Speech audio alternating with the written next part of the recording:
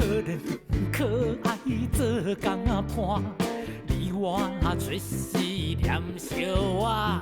命親像畫成紙，頭家一條船渡線。配樂的工作，我大概都是看看從劇本裡面的線索找到我可以突破的一個地方，所以我那時候我就有一個想法是，我在讀劇本的時候我就已經開始在想，這個配樂的結構會是什麼，哪些主角，還有角色跟角色之間的關係需要去寫曲子。可以叫我本人好棒！剛好北上了，想說过来看一看你的那個轉換啊，那些人啊講話的樣子。在拍戲的現場看到了角色的表演，包括是演員的服裝，然後他們的形、他們的表達，有看了一些邊拍邊剪的一些素材，所以就參考那些素材就開始寫這樣。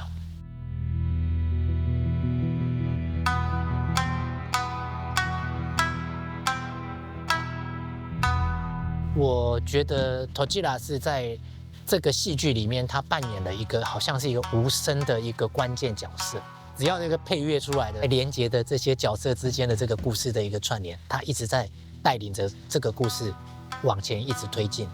基本上我的最早的想法是從三味線開始，就是寫了那個旋律，然後這把托吉拉的軍刀，它又是從日本時代過來的，所以我就覺得說，哇，這個東西應該是跟演歌，它就構成了都市開機組裡面的其中一條音樂的路線。好，我等下跟他說。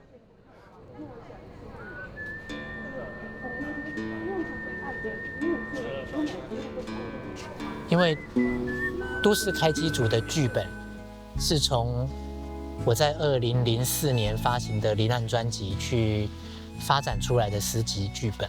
所以有一部分的配樂是我用了我過去寫的曲子當做一個參考的音樂去